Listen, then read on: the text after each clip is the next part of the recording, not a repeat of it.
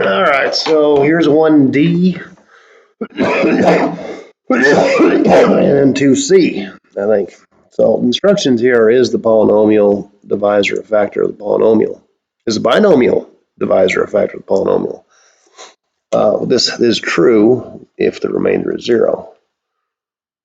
We're good. Now, this is probably a little bit different than the ones in my notes, which is why I'm doing one of these, okay?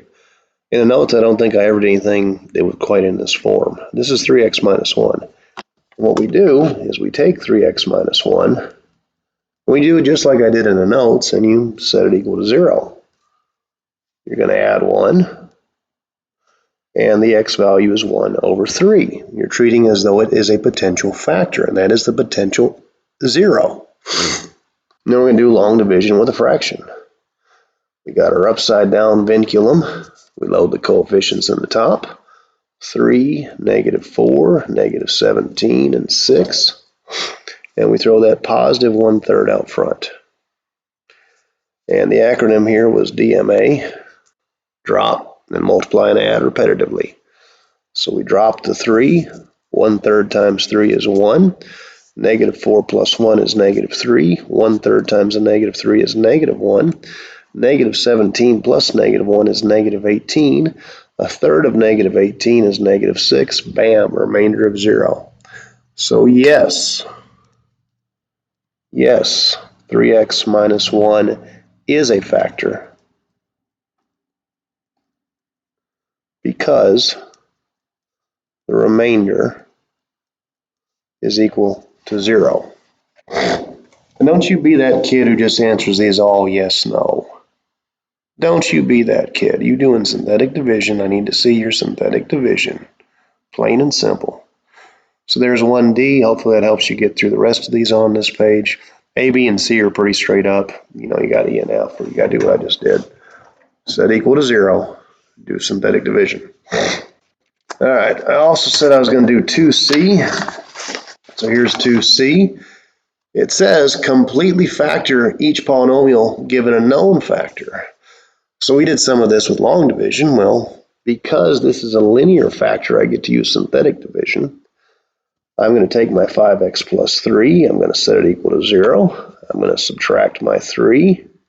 And I'm going to divide by my 5. It's a -3/5 that I synthetically divide out. All right, so the second floor of this vinculum is a 25, a 150, a 131, and a 30, and a -3/5 on the exterior. I drop my 25. -3/5 of 25 is -15. You can check me with the TI-84 if you want. 150 minus 15 or plus a -15 is 135. What's this one going to be? -81. -3/5 times 135 should be -81. Again, check me if you want. 131 minus 81 is positive 50. And -3/5 of 50 is -30. Bam, 0. Now, remind you that this is your remainder. Remainders are preceded by constants. Constants are preceded by x's, and x's are preceded by x squareds. So here's what we have. Because we have a 0, we know that 5x plus 3 was a factor. And after doing our synthetic division, some other stuff. Actually, I need to be very careful about this. Funky things happen with synthetic division. I'm going to leave this the way it is. This would be the factor x plus 3/5. And I have some stuff left over.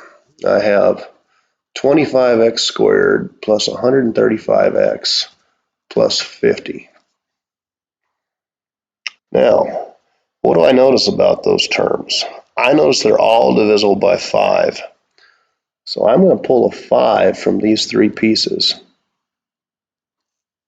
And I'm going to reduce this quadratic down to 5x squared plus 27x plus 10. I'm going to redistribute this 5 in. And that's going to give me 5x plus 3, the original factor. Be very careful about that. Funny things happen with synthetic division. It's actually one of the reasons I like long division better. But this whole reducing down the value of x and synthetically divide out, it kind of causes issues with factoring later on. But anyways, this piece is going to factor. To create a 5x squared, you need a 5x and an x. To create a 10, you need a 5 and a 2. Think about your placement. The outside makes 25, the inside makes 2, the goal is 27. Bam, bam. There you go. She is done. What I wrote also makes sense. 5x times 5x is 25x squared times x, 25x cubed. I didn't completely distribute and FOIL and all that good stuff, but it's a good, quick check to make sure that my line of thought going on in here worked. All right, so pay attention to that deal of detail. And there is 2C. Anything else worth talking about? You know, when I glance at D, I can tell you that you're going to need a placeholder of 0x in there. Don't forget about placeholders. Are there any other places you need placeholders? Real quickly, I don't see anything else on this sheet that requires placeholder. So there's those two. I hope that helps you figure this out. I really do.